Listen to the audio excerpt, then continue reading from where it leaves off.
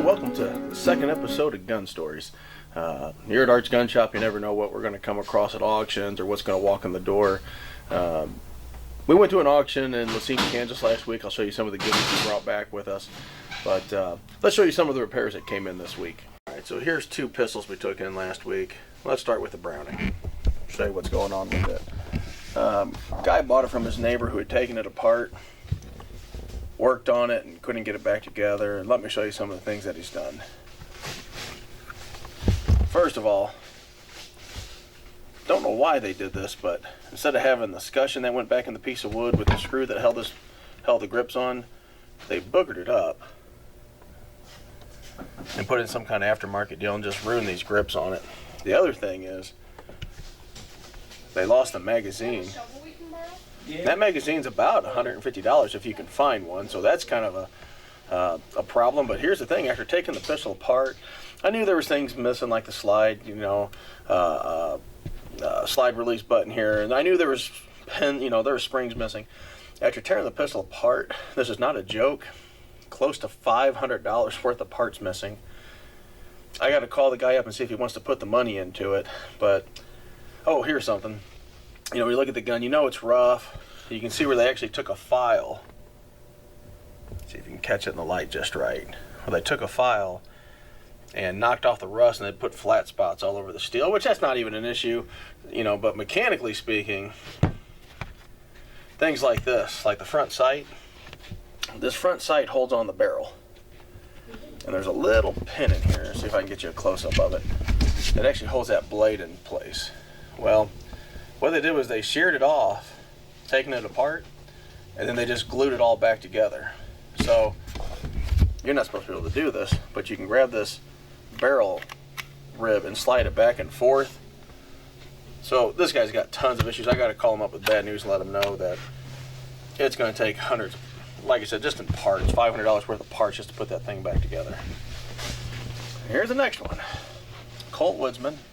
I think they started making these in 1915 or 16. It might be 17, but around that time frame. They made them for quite a long time. And this one was dropped in the woods. Guy hunting and fell out of his pocket or holster, whatever he had. Found it 2 weeks later. It was a family heirloom. He was devastated by it. We're going to actually clean this thing back up, make it look like new. We'll probably do a restoration video on it just because, these Colts are nice pistols. They really are. And the grips, being outside, didn't hurt them at all. But the rust was pretty severe on it. All that's got to be cleaned up.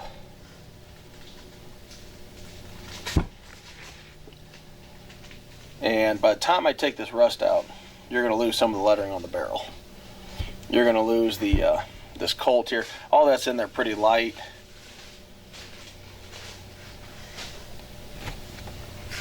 See if you can see the rampant pony on there.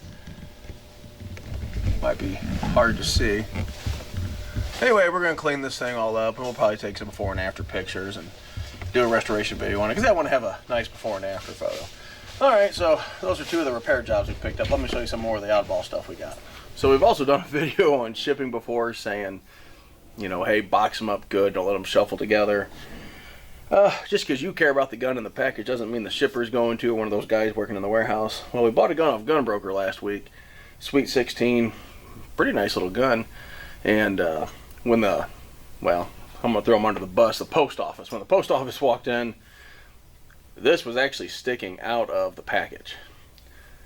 And this is not a cheap barrel. This is a Sweet 16 28-inch modified barrel.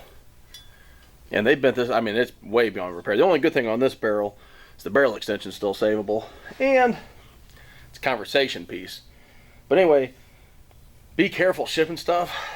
If you think you have enough padding, you don't put some more in there. Because this barrel right here, like I said, 28 mod Sweet 16 Belgian barrel. It's about a $700-800 barrel. And here's the other thing. The insurance falls on the shipper. The guy who shipped the gun, don't know if he had enough insurance on it. Now he has to go through the claims and deal with all that garbage.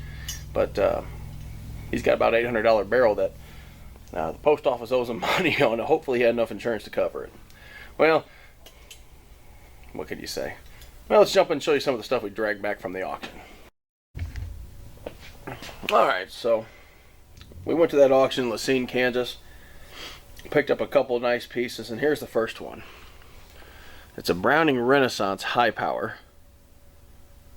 Give you a nice close-up of the engraving. All done by hand. This is a 1976 model. Tansit sight, which is pretty hard to find. Oh, this one's actually got ivory grips on it, which is really nice touch. Came in a presentation case. We picked that up at the auction. Like I said, it was at the Wicked Wings Pavilion. It was a real nice building. They put on a nice auction over there. And that was one of the pieces we dragged back with us. Oh, something else. Most Renaissance aren't signed. This one was actually signed. Let's see if I can get it just right in the light. This is by, right here, Gino Cargnel, who was a Belgian master engraver.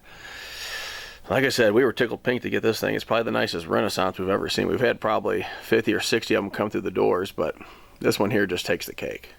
Like I said, the Tansit sight, the ivory grips, the presentation case. I'll show you the case. It's a minor thing, but still, I like having nice cases.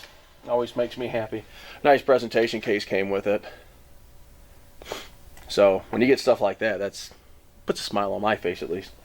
All right, here's the other piece we picked up. Not normally our thing, but it was cool, so we bought it.